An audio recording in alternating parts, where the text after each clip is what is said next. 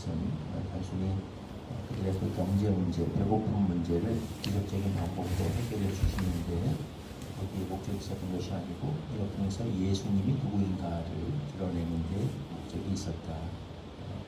그런 의미였습니다. 그래서 우리가 이것을 표적이라고 얘기를 하죠. 표적은 단순한 기적이 아니라 사인, 영어로 이렇게 얘기를 합니다. 그러니까 의미가 있는 이적, 어떤 메시지를 전달하기 위한 분명한 목적이 있는 그 사건을 우리가 그래서 표적이라고 이렇게 이야기를 합니다.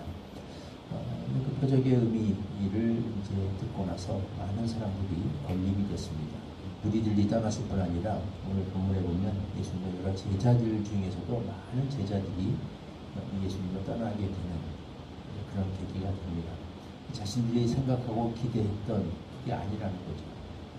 그들이 예수님을 처음에 따랐던, 그러니까 그 진짜 동기, 예수님을 보고 열광했던 그 동기가 예수님이 그 말씀하시는 그들을 부르신 그 목적, 이 세상에 오신 목적과 정확히 일치하지 않는다는 것을 어느 순간 깨달은 거예요. 쉽게 말하면 신앙생활이 이런 거였나? 내가 생각했던 것하고 다르다. 예수님을 믿고 내가 따르면 나에게 이런 것이 있을 거라고 생각했는데 그게 아니었다. 예수님 하시는 말씀이 라고 하는 이런 생각이 딱 오게 된 거죠. 그러니까 갈등하기 시작합니다. 어렵다. 내가 생각했던 건 이게 아닌데, 내가 생각했던 신앙생활, 내가 생각했던 그 하나님, 내가 생각했던 믿음, 이게 아닌데 라는 생각을 이제 하게, 갈등하게 됩니다.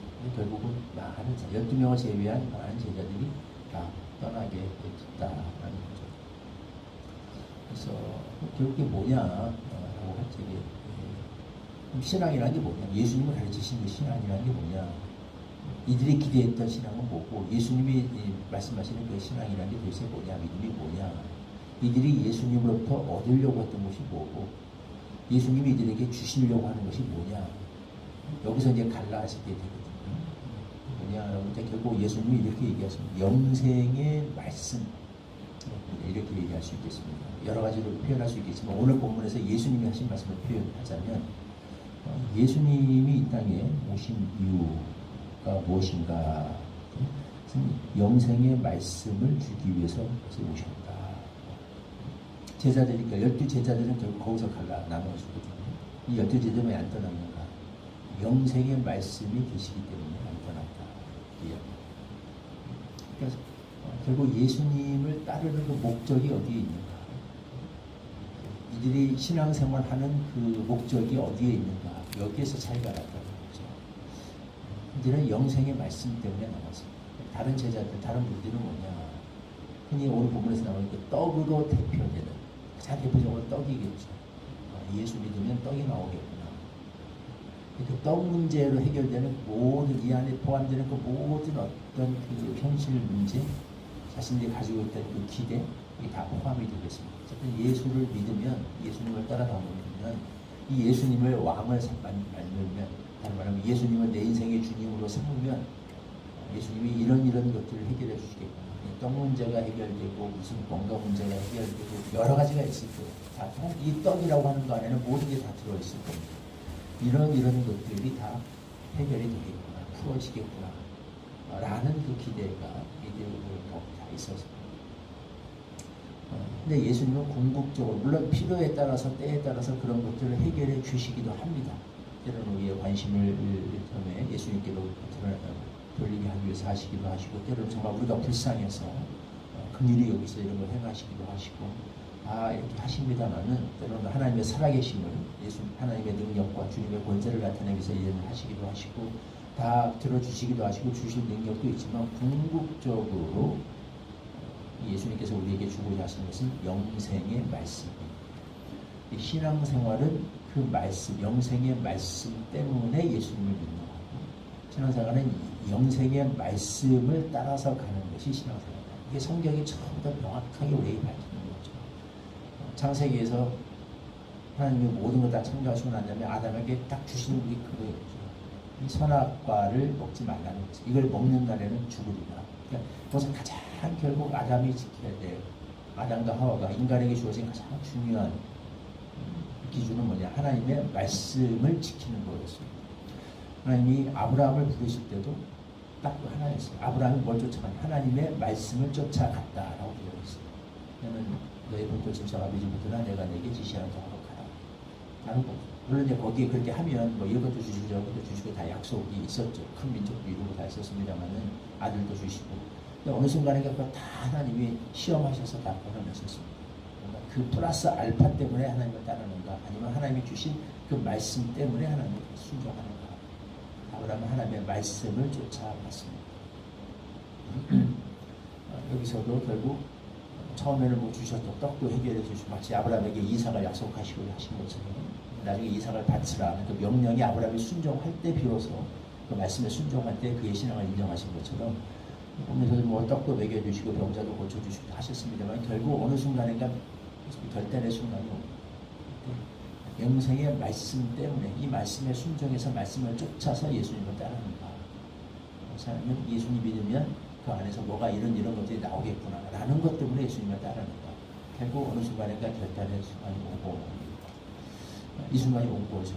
그래서 많은 우리들은 떠났어요.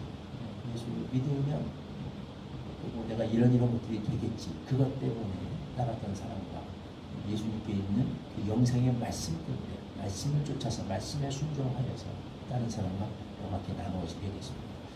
그리고 성경이 말하는 모든 우리 참신앙과 가짜 신앙에 걸러지는 그 포인트는 이거 말씀인가?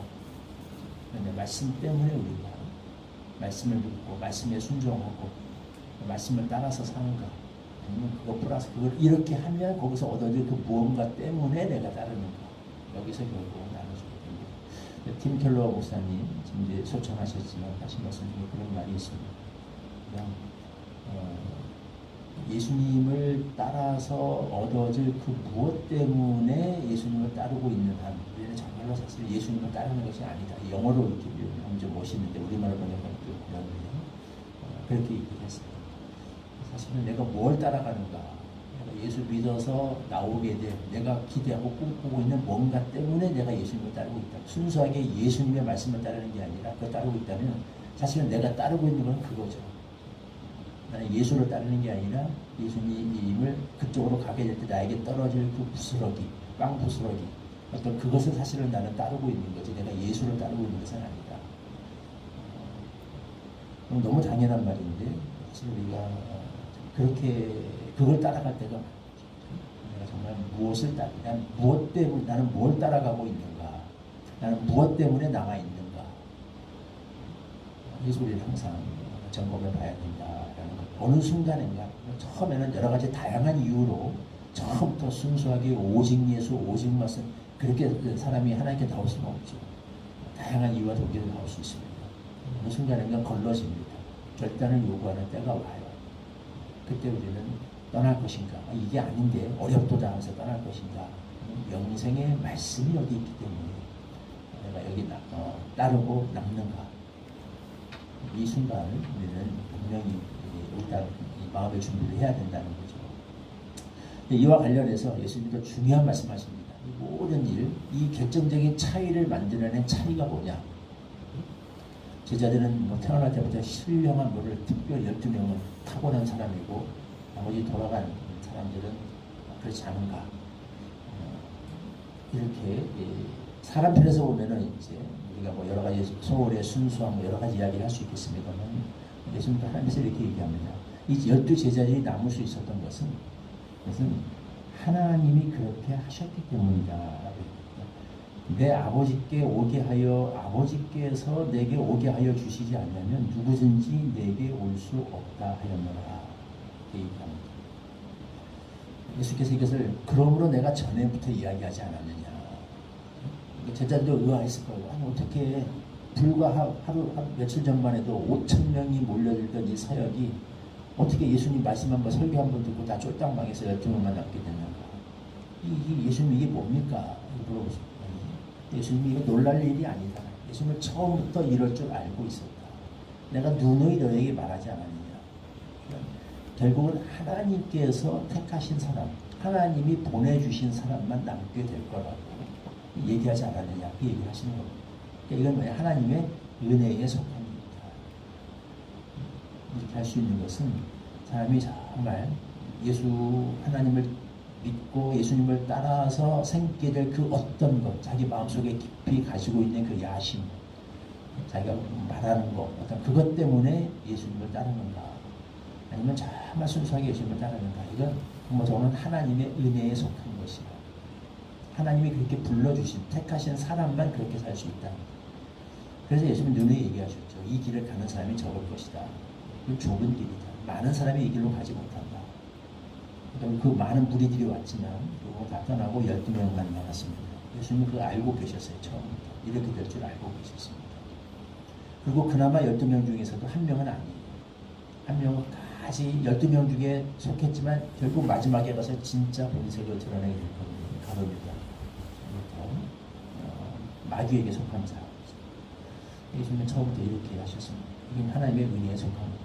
그래서 우리가 계시록에 가면 예수님 그 말씀 하시죠. 기록된 말씀, 읽는 자, 듣는 자, 행하는 자, 그 사람은 복이 있도다.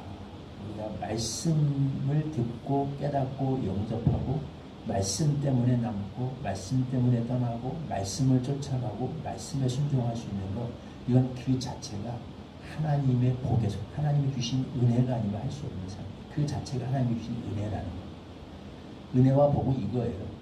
이렇게 따라가면 내가 기대하는 무언가가 떨어질 거다. 그게 축복이 아니라 이렇게 말씀 때문에 살 수 있는 그 자체가 하나님이 주신 가장 큰 축복입니다. 은혜라는 것. 우리의 신앙이 뭔가 영생의 말씀을 쫓아가는 것이 우리의 신앙입니다. 그리고 그것 자체가 하나님이 우리에게 사람에게 주신 가장 큰 은혜와 축복, 내가 그렇게 살 수 있는 것, 그 자체가 은총입니다. 우리에게 이런 은혜를 주셔서 영생의 말씀을 끝까지 따라갈 수 있는 그런 참된 신자들이, 참된 제자들이 되기를 소망합니다. 69절과 70절 말씀 같이 한 목소리 읽겠습니다. 68절부터 70절까지 3절을 읽겠습니다. 시작. 시몬 베드로가 대답하되 주여 영생의 말씀이 주께 있사오니 우리가 누구에게로 가오리이까. 우리가 주는 하나님의 거룩하신 자이신 줄 알고 알았사옵나이다. 예수께서 대답하시되 내가 너희 열두를 택하지 아니하였느냐. 그러나 너희 중에 한 사람은 마귀니라 하시니.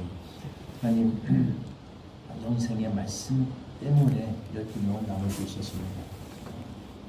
영생의 말씀이 아니라 다른 어떤 그 기대와 야심과 욕심 때문에 예수께 나왔던 이들은 결국 다 떠나게 되었습니다.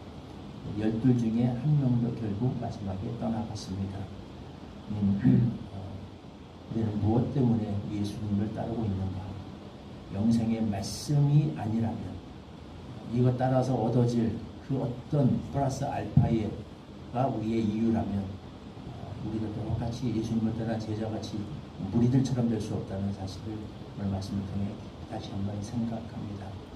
우리 신앙의 동기가 하나님, 예수님의 말씀에 있게 하여 주시옵시고, 이 신앙이 하나님의 말씀, 우리 영생의 말씀 때문에 남고 말씀 때문에 떠나가고 말씀을 따라가는 그런 참된 성경적인 신앙이 되게 하여 주시옵소서. 이 자체가 하나님이 은혜를 주시지 않으면 살 수 없는 가장 축복된 은총 받은 자의 삶인 것을 명심하고 기억하며 살아가게 하여 주옵소서. 예수님의 이름으로 기도하옵나이다. 아멘. 사랑 61장 1절 부르시고 주님을 주신 기도 함께 기도하겠습니다. 십자가를 질 수 있나